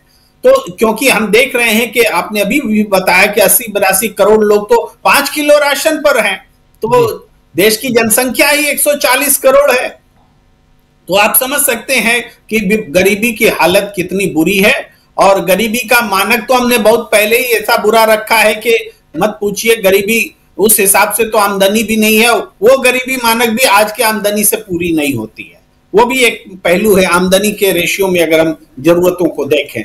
लेकिन हम जिस आने वाले समय की राजनीति को लेकर के आज आशान्वित हैं, अब तक चिंतित भी रहे, लेकिन अब चिंता के साथ साथ आशा जगती है कि डॉक्टर मनमोहन सिंह की कुर्बानी बेकार नहीं जाएगी। वो कुर्बानी इस रूप में कि जो उन्होंने काम किया, जो उन्होंने योगदान किया, उसको जिस तरीके से भुलाया मिटाया गया, उसको वो सहन करते रहे। यह भी बहुत बड़ी कुर्बानी रही कि कोई बीते 10 साल से अपनी उपलब्धियों को मिटते हुए देख रहे थे, लेकिन फिर भी उन्होंने कहा कि जो इतिहास है वो हमारे साथ न्याय करेगा, समकालीन मीडिया उनके साथ न्याय नहीं कर रही है। तो हमें अब दिखने लगा है एक नई मीडिया खड़ी हो गई उनके साथ न्याय करने के लिए, और ये आने वाले समय में निश्चित रूप से ये बात और स्पष्ट रूप से साबित होगी। जी बिल्कुल बिल्कुल, आप सही कह रहे हैं कि इतिहास हमारे साथ न्याय करेगा। जो बात तो उन्होंने कही थी, और समकालीन मीडिया का आप जिक्र कर रहे हैं, आज के दौर का मीडिया भी वही उसी दिशा में है जिस दिशा में 2010 के बाद से मीडिया जा चुका था, वो आज भी वही उसी दिशा में जाता हुआ, उस दिशा में ऑलरेडी राह पे आगे बढ़ चुका है कह सकते हैं। लेकिन तब और अब में बहुत फर्क है। जरा आना चाहता हूं प्रशांत टंडन जी, क्या फर्क है प्रशांत जी तब और अब में? देखिए राजीव जी, ये जो संजय बारू और तमाम लोगों के जरिए जो थ्योरी आई, रिमोट कंट्रोल प्राइम मिनिस्टर, भाई वो कांग्रेस पार्टी के नेता थे डॉक्टर मनमोहन सिंह, कांग्रेस पार्टी के प्राइम मिनिस्टर थे। सोनिया गांधी कांग्रेस की अध्यक्ष थी, तो अपनी पार्टी से प्रधानमंत्री रहते हुए वो कंसल्ट क्यों नहीं करेंगे, कोऑर्डिनेट क्यों नहीं करेंगे? पार्टी मैनिफेस्टो जारी करती है और वही मैनिफेस्टो सरकार इंप्लीमेंट करती है। अच्छा, सोनिया गांधी के पास पॉलिटिकल मैंडेट था, वो जेपी नड्डा के तरीके के अध्यक्ष थी नहीं, उनके पास पॉलिटिकल मैंडेट था, और वो पॉलिटिकल मैंडेट होने के बावजूद उन्होंने पद को स्वीकार नहीं किया और डॉक्टर मनमोहन सिंह प्रधानमंत्री बने। इस पर भी बात होनी चाहिए कि जो डॉक्टर मनमोहन सिंह और सोनिया गांधी के बीच जो टीम वर्क था, जो अंडरस्टैंडिंग थी, और केवल सरकार तक नहीं, सरकार के बाद भी, कि जब मोदी जी की सरकार आई, मैं तो रेनकोट के बयान से आगे की बात कर रहा हूं, कि जब सरकार आई मोदी जी की, तो मोदी जी ने क्या किया? सीबीआई लगाई, डॉक्टर मनमोहन सिंह के खिलाफ सीबीआई लगाई कोल स्कैम में। सीबीआई ने क्वेश्चनर भेजा, लंबा चौड़ा क्वेश्चनर, और उस क्वेश्चनर का जवाब देने की जब तारीख आई, और वो जवाब को कंप्लीट कराने के लिए सोनिया गांधी ने कांग्रेस के जितने बड़े बड़े लॉयर्स हैं, कपिल सिब्बल, अभिषेक मनु सिंघवी, तमाम लोग, उनके घर भेजे, वो जवाब तैयार किया गया। सोनिया गांधी ने कांग्रेस ऑफिस से उनके घर तक मार्च निकाला, पैदल मार्च, प्रोटेस्ट किया। तो कांग्रेस ने कभी भी मनमोहन सिंह को अलग नहीं छोड़ा, जिस तरीके से आज आडवाणी जी आईसीयू में है और वो बीजेपी के कोई नेता वहां पे दिखाई नहीं दे रहे। तो ये फर्क है। दूसरी बात की जो बहुत बड़ा कंट्रीब्यूशन मनमोहन सिंह के, बहुत सारे कंट्रीब्यूशन हैं, बहुत सारे उनकी नीतियों पर सहमति भी नहीं थी, लेकिन उनकी विद्वता पर कभी सवाल नहीं है, उनकी नीयत पर कोई सवाल नहीं है, कभी नहीं किया समझदार लोगों ने। ये केवल और केवल इस जो अभी गोदी मीडिया बन गया है, इसी मीडिया ने किया, कॉर्पोरेट के इशारे पे किया। कॉर्पोरेट और आरएसएस के गठजोड़ ने ये सारी रिमोट कंट्रोल थ्योरी और ये सब चीजें चलाई, जिसका अपराध बोध आज के अखबारों में दिखाई दिया है। जो 10-10 पेज रंगे हैं उन्होंने, वो उसका अपराध बोध दिखाई दे रहा है। दो बड़े कंट्रीब्यूशन जो है मनमोहन सिंह के कहे जा सकते हैं। एक, उन्होंने भारत की इकोनॉमी को दुनिया की इकोनॉमी के साथ कनेक्ट किया, ग्लोबल इकोनॉमी के साथ रास्ते जोड़े। उसके पहले वो रास्ते नहीं थे। मैं 1991 के बाद के रिफॉर्म्स की बात कर रहा हूँ, Manmohan Singh as prime minister की बात नहीं कर रहा हूँ, वहीं से वो शुरुआत हुई थी। और पिछली जनरेशन जो मनमोहन सिंह के पहले की जनरेशन है, उनको तो मालूम है हम लोगों को, लेकिन जो बाद की जनरेशन उनको नहीं मालूम होगा कि ये जो मेट्रो पे घूमते हैं, मोबाइल फोन, शॉपिंग कॉम्प्लेक्सेस, ये मॉल्स, एस्केलेटर में ऊपर नीचे जाना, बड़े बड़े शोरूम चमकते हुए, ये 1991 के रिफॉर्म्स के पहले नहीं थे इस भारत में। ग्लोबल इकोनॉमी से कनेक्ट मनमोहन सिंह ने किया। दूसरा, जो कांग्रेस पार्टी के थ्रू हुआ, एनएससी के थ्रू हुआ, लेकिन इंप्लीमेंट मनमोहन सिंह ने किया, राइट बेस्ड मनरेगा, अधिकार, फूड का अधिकार, शिक्षा का अधिकार, कोई सब्सिडी नहीं, कोई भीख नहीं, कोई एहसान नहीं। ये बड़ा कंट्रीब्यूशन उनकी सरकार का रहा। अब उसको लेकर देखिए आज के बाद से जो चीजें आएंगी, वो राहुल गांधी भी देखिए कि वो अधिकार बेस्ड बातें कर रहे हैं। कभी आपने नरेंद्र मोदी को अधिकार की बात करते नहीं सुना होगा। वो तो नमक की थैली बेचते हैं तो अपना फोटो लगा के बेचते हैं, आटा ही बेचते हैं तो उसमें उनका फोटो होता है।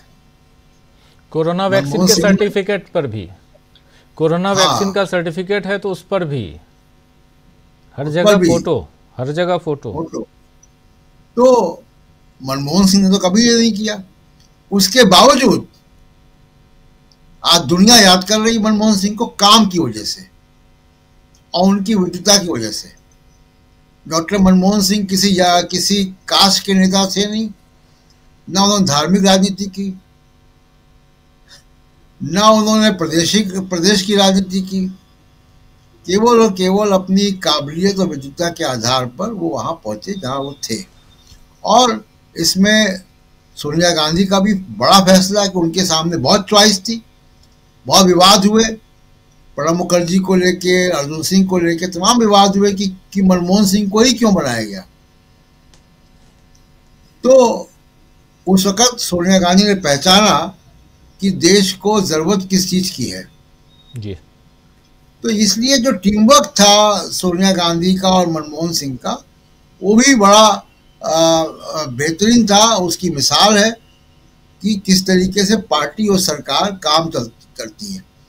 कोएलिशन सरकार थी, कोएलिशन को संभालने का पार्टी का पॉलिटिकल मैनेजमेंट सोनिया गांधी करती थी।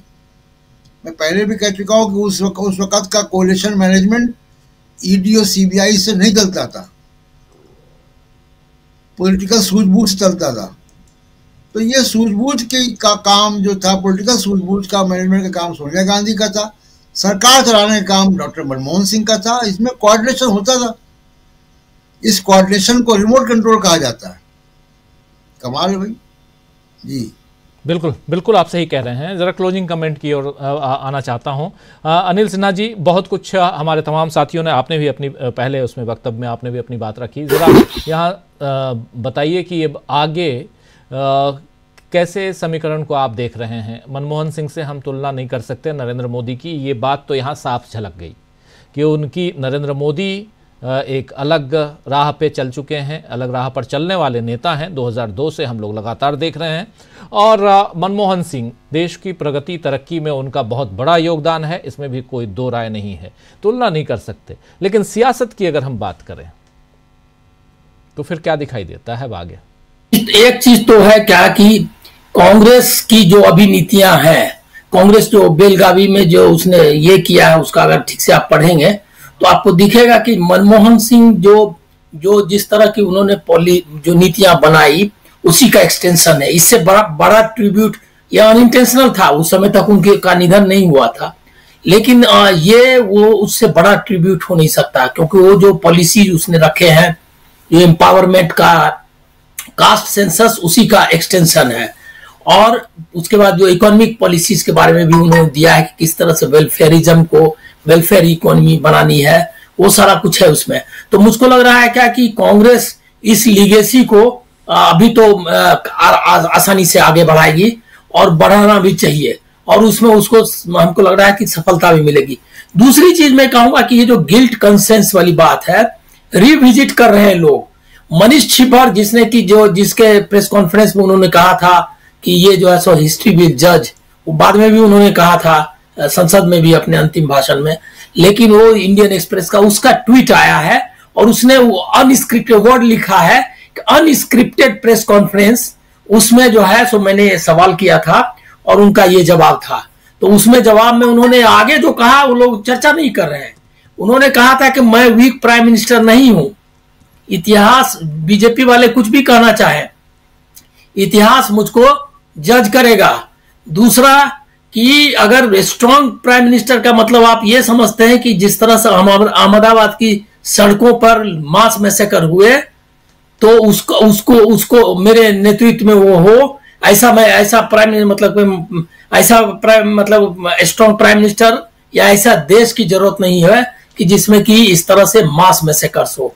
तो वो बहुत क्लियर थे कि वो जो है उन्होंने कोई कमजोर प्राइम मिनिस्टर नहीं है, और एक जो मतलब कॉमनल जो हेट्रेड वाला है ये, उसको स्ट्रांगली ये किया था। और ये मानना होगा कि जो अटल बिहारी वाजपेयी के बाद उन्होंने टेक ओवर किया, तो जो उनका प्राइम टारगेट कांग्रेस का ये था कि जो कम्युनल ये चला है राम मंदिर से लेकर के बाद से तक आंदोलन को, उसको कैसे कंटेन किया जाए और देश को कैसे पटरी पर लाया जाए। तो और उसमें वो सफल रहे, क्योंकि 2000 उस बीच में आप देखेंगे कश्मीर में भी जो ये हुआ, क्या कहते हैं, जो भी शांति स्थापित हुई या उनको जो लाया मेन स्ट्रीम में, ये सारे काम उनके समय में हुए। तो और पाकिस्तान से भी इतना के बाद भी डायलॉग ओपन रखना है, कि बाद में बंद भी हुआ, लेकिन उसको हिमायती रहे लंबे समय तक। तो आप देखेंगे क्या कि जो एक जो बेसिक कंटेंट है कांग्रेस का, उसको प्रिजर्व करने, उसको आगे बढ़ाने का काम किया। अब कांग्रेस को ऐसे मुकाम पर ये लीगेसी फिर से उसकी चर्चा हुई है उनके निधन के बहाने, तो उसमें कांग्रेस को ये होगा, उसमें फायदा होगा। समीकरण उनके खिलाफ है, हालांकि लगा हुआ है पूरा मीडिया, पूरा बीजेपी तंत्र लगा हुआ है कि कैसे बताया जाए कि मनमोहन सिंह कमजोर प्राइम मिनिस्टर थे, वो अभी चालू है। ऐसा मत समझिए कि उन्होंने छोड़ दिया है, वो एक चेहरा है, दूसरा चेहरा ये है। लेकिन मुझको लग रहा है क्या कि कहीं न कहीं लोग जो है, सामान्य लोग भी ये आत्मालोचन कर रहे हैं कि ये इतना शरीफ, जो इतना बढ़िया मतलब विनम्र आदमी था, उसको जज करने में या उसको हम ये करने में हमने गलती तो नहीं की। ये जो भावना है ये निश्चित तौर पर कांग्रेस के पक्ष में जाएगा और उसको मतलब इसका बेनिफिट मिलेगा।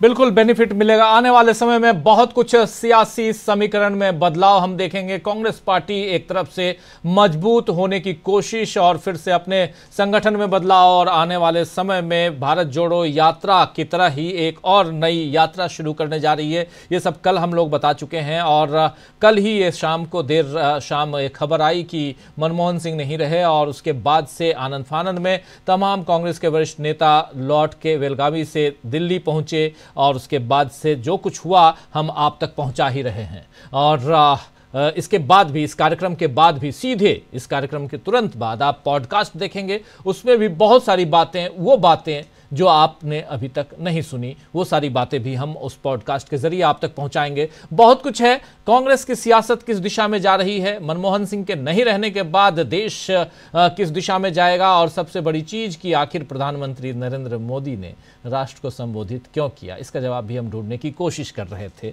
ये सारी बातें यहां आपने सुनी। बहुत बहुत शुक्रिया अदा करता हूं अनिल सिन्हा जी क्लोजिंग कमेंट के लिए, डॉक्टर राकेश पाठक जी, प्रेम कुमार जी, प्रशांत टंडन जी, शकील अख्तर जी, आप सबका बहुत शुक्रिया, बहुत धन्यवाद इस चर्चा में जुड़े रहने के लिए, बने रहने के लिए। आप तमाम साथियों, आप सबका भी शुक्रिया अदा करता हूं, बहुत बहुत धन्यवाद ज्ञापित करता हूं कि आप लोग जुड़े रहे, बने रहे। डॉक्टर विनोद प्रकाश गुप्ता शलभ साहब हमारे साथ बने हुए हैं, श्री किरण जे हैं, समिंदर सिंह साहब हैं, non biological entire political science in 2015, और ऐसे ही VU हमारे साथ हैं, ज्योति जी बनी हुई हैं, ओम प्रकाश जी बने हुए हैं, श्री किरण जे हैं, और यश त्रिवेदी जी